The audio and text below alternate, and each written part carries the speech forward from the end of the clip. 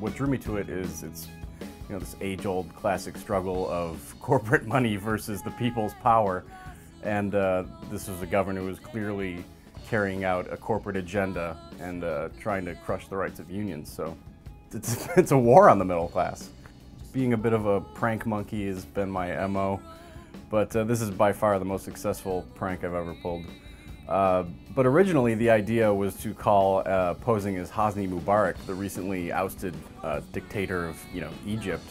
He was going to call from the Egypt portion of the Epcot Center, just kind of wistfully crying over the flag and telling old Scott Walker he doesn't know what he has until it's gone, and cherish this dictatorial moment, Scotty. But as it turned out, I spent all night kind of trying to nail this Hosni Mubarak accent. I just could not do it. So I came across an article in the Huffington Post, actually, by Amanda Turkle, and there was a quote in there by Tim Carpenter, one of the Democrat senators in exile. And he said, "Scott Walker will not talk to us, etc." So I just figured, who could, with all we know about what's going on? So I figured, one of the Koch brothers could probably get through. No, it's terrible. It's a total caricature. I did check out some of his Americans for Prosperity speeches and things that were on YouTube, and his voice is just very non-distinct, and I really just pretended to be myself, except older, richer, and horrible.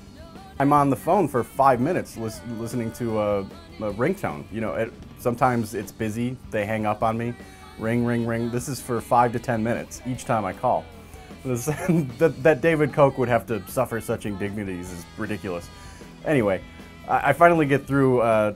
They transfer immediately on the second call to Keith Gilkes, the chief of staff. And he's just pleased as punch to hear from me. He insists Scott's in a meeting. They'll have to call me back. So immediately this is a problem, because I'm calling from Skype and I can't receive a call. I don't have a number set up for that. So I make up this story about my maid, Maria. She's washed my phone, so I'm calling from the void using the snipe. And, my maid she's otherwise excellent. I'd have her deported, but she's otherwise excellent. Gilkes thought this was hilarious. So he says, "Okay, sure, just call back at this time." And I called back again, and I got right through the governor. Personally, I was literally beside myself. Like, I felt like I was looking at myself like, what is this? How is this happening? The call itself for me was just a lot of this. Beautiful, beautiful. And then him just yakking. But if you want me to go over the greatest hits of it, I guess it's just, all that sticks in my mind really is this idea that he was trying to trick the Democrats back into session. He was being, kind of sycophantic to the point of, creepy with this guy he thought was potentially gonna, I don't know, bankroll his presidential campaign or something. He considered inserting troublemakers into the crowd. The level of, half delusion, I think, where he is sort of committed to this cause, and I do think he thinks it's right in a way. You kind of hear it in his voice. He got all teared up that they were watching the Super Bowl, him and his staff, and he brought out a picture of Ronald Reagan, and he was getting all weepy about Reagan firing the air traffic controllers, like that was some great moment in American history, instead of, kind of the downfall of the empire. The wealth disparity in this country is greater now than any time in the history since the Great Depression. And it's no coincidence. It's deregulating Wall Street. It's these kind of scams, these mortgage scams, which, pilfer the middle class. What is it? The 400 wealthiest Americans have more wealth than the bottom 150 million combined. There's less union participation now than there was in any time in history since the Great Depression. It's more or less disaster capitalism, shock doctrine kind of stuff. Naomi Klein expresses this process very, very well in her book. And it's this idea of crying wolf, the government's broke, therefore we must slash these programs, your rights. It's happened all over the world, and now it's happening here. And that's the main thing. And specifically, you know, it's not like this guy ran on a platform of crushing unions. This was not something he talked about. And that's exactly what he went about doing when he got into office. So that specifically bothered me very much.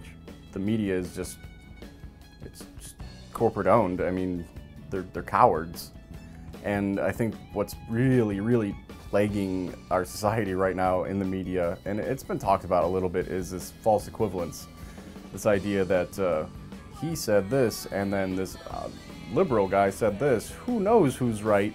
When in fact you could, you know, take their claims and base them, you know, against empirical evidence and say who's right or wrong. Maybe they're both wrong, but it's kind of a disease. When some guy is voted into power basically under false pretenses, where he didn't come right out and say he was going to crush unions and have this kind of highly corporate agenda. That was the main thing for me specifically, is just kind of attaching this union crushing legislation to a budget repair bill. And the whole idea of calling it a repair bill is just offensive. Well, I guess in my lifetime, I've never seen anything quite so popular, civil struggle like this. It's you know, you always end up going to these anti-war rallies, which are, you know, non-existent under Obama, unfortunately. But it's all these, you know, dreadlocked hippies with, you know, communist flags, and it's just the best people to ever marginalize your movement. But in Madison, it was just, you know, the everyday people, you know, farmers, teachers, everyone. It was really touching just to see all these people. You know, there were hippies, of course, but just everyone from every walk of life kind of banding together to say this is bullshit. And, you know, to think that just because something's happened in Wisconsin, it might not happen in New York, it's kind of silly.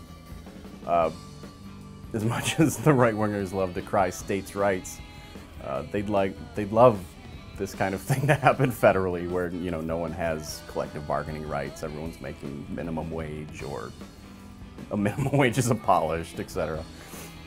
But it's all about, you know, in the end, solidarity, because it's numbers versus money. You know, it's the people's right, if they're dissatisfied, to recall that person. And what effect it'll have, hopefully, is that no one will pull that crap again.